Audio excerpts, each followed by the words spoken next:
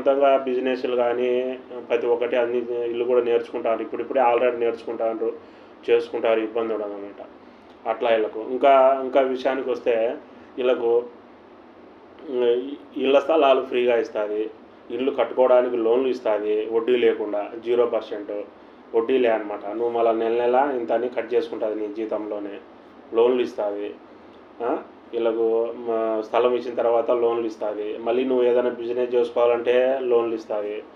Marriage చేసుకుంటే డబ్బులు ఇస్తుంది గవర్నమెంట్ తరఫున. ఇంత ప్యాకేజ్ అని ఉంటుంది, లేడీస్కి అయితేనే ఉంది, జెంట్స్కి అయితేనే ఉంది, ఇంత ప్యాకేజ్ అని ఉంటుంది, ఇస్తారు. అట్లా కూడా ప్రతి ఒక్కటి వీళ్ళకు ఏది కూడా 0% అనే ట్యాక్స్ అనేది లేకుండా వీళ్ళకు అన్ని సౌకర్యాలు గవర్నమెంట్ చూసుకుంటారు. గవర్నమెంట్ ఎంత బాగా చూసుకుంటుందో అంత కఠినంగా కూడా ఉంటుంది.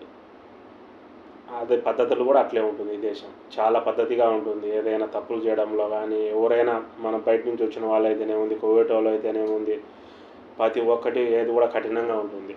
పద్ధతిగా పోవాలి, రూల్స్ ప్రకారంగా పోవాలి, వాళ్ళు చెప్పినట్టే పోవాలి. మన ఇండియా లాగా గలాట చేయడాలు, వీధికి ఎక్కడాలు, వీధులుగా కొట్లాడుకోవడాలు, రాజకీయ నాయకులు మరి దురుసుగా మాట్లాడాలు చేయడాలు ఇక్కడ ఏమి ఉండవు. అసలు రాజకీయ నాయకుడు ఎవడనేది కూడా తెలియదు ఇక్కడ. అసలు ఎప్పుడు ఎలక్షన్లు జరుగుతాయి, ఎప్పుడు ఎట్లా ఏంటి అనేది కూడా తెలియదు. అంత సింపుల్గా జరిగిపోతూ ఉంటాయి. అసలు ఎలక్షన్లు ఇప్పుడు నేను వచ్చిన నుంచి ఒక 3 times జరిగినాయి, చూశాను. సింపుల్గా వెళ్తారు, మామూలుగా స్కూళ్ళల్లోనే మనలాగా ఎక్కడ స్కూళ్ళల్లో చెప్తారో అలాగనే ఇక్కడ కూడా స్కూళ్ళల్లో చెప్తారు. సింపుల్గా పోయి ఓటు వేసేసి సింపుల్గా వచ్చేస్తారు. మనలో మరి వాళ్ళకు పోయి వీళ్ళకు పోయి అనేంలా, నీకు ఇష్టం ఉన్న వాళ్ళకు పోయచ్చు, సైలెంట్గా వచ్చేయచ్చు, అంతే. మన ఇండియాలో ఇక్కడ కూడా డబ్బులు కూడా ఇస్తారు. వీళ్ళు సీక్రెట్గా డబ్బులు కవర్లలో పెట్టి మీ ఇంట్లో ఎంతమంది ఉంటే అంత డబ్బులు అనేది కూడా ఇక్కడ కూడా కొంటారు, ఓట్లు కొంటారు. ఉంది ఇక్కడ ఇప్పుడు తయారవుతుంది, ముందు లేదు కానీ ఇప్పుడు తయారవుతుంది. ఇక్కడ కూడా లంచాలు ఇచ్చి ఓట్లు కొంటాను, అట్లా అనమాట. కానీ మన ఇండియాలో లాగా రచ్చ రాయబారాలంటూ ఏమి ఉండవు. ఇక్కడ చాలా సింపుల్గా జరిగిపోతుంది. ఇక్కడ అంతా రాజు ఒకడే ఆయనే పరిపాలిస్తూ ఉంటాడు, ఆయన చెప్పినట్టే. కానీ కింద స్థాయి వాళ్ళు, మంత్రులు, ఎంపీలు వాళ్ళు మారుతుంటారు, అంతేగాని పోటీలు చేసి వాళ్ళు గెలుస్తుంటారు, ఇల్లు ఓడిపోతుంటారు, వాళ్ళు జరుగుతుంటారు. కానీ రాజు అనేవాడు ఒకటే, వాళ్ళ వంశం వాళ్ళే నిలబడుతుంటారు. ఆయన చనిపోయినా కూడా వాళ్ళ వంశం వాళ్ళే నిలబడుతుంటారు, వాళ్ళే పరిపాలిస్తూ ఉంటారు, వాళ్ళే రూల్స్ ప్రకారంగా అన్నీ వాళ్ళు చెప్పినట్టే జరుగుతుంటాయి. అలా అనమాట ఇలా లైఫ్ స్టైల్. ఇంకా ఏంటి ఏం కదా అంటే వీళ్ళు చాలా లైఫ్ ఎంజాయ్ చేస్తారు. వీళ్ళకు ఎండలకాలం వస్తే లీవులు ఉంటాయి, చలికాలం వస్తే లీవులు ఉంటాయి. సాపరు పోయే వాళ్ళు, టూర్లకు పోయే వాళ్ళు విదేశాలకు పోతుంటారు. ఇక్కడ కూడా సిటీలలో బయట ఎడాళ్ళలో వీళ్ళకి గెస్ట్ హౌస్లు ఉంటాయి, గెస్ట్ హౌస్లు ఎంజాయ్ చేస్తూ ఉంటారు. ఒక వారం 10 రోజులు ఉండేది.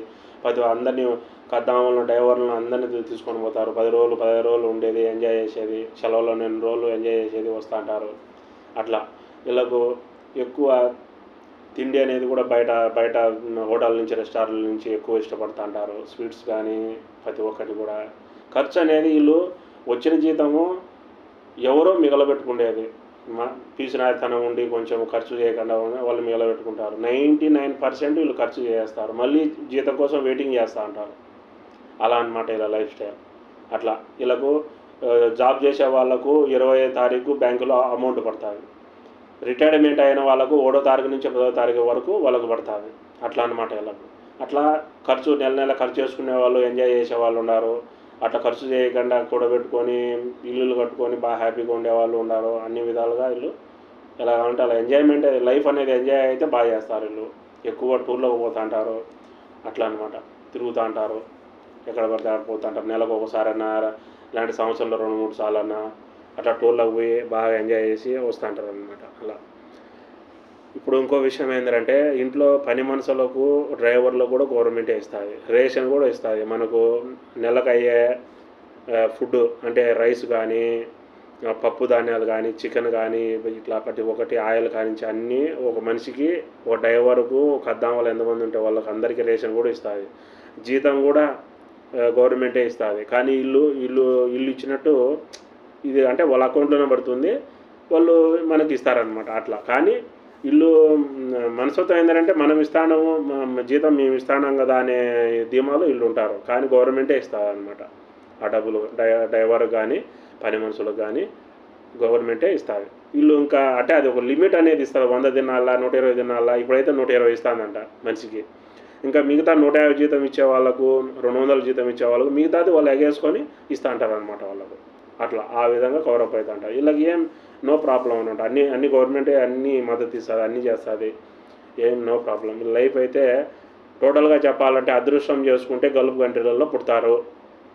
అది అదృష్టం చేసుకుంటే, పోయిన జన్మలో అదృష్టం అనేది చేసుకుంటే గల్ఫ్ కంట్రీలలో పుడతారు. పుట్టినప్పటి నుంచి ఏసీ కార్లలో తిరుగుతావు, లగ్జరీ లైఫ్ అనుభవిస్తావు. ఏ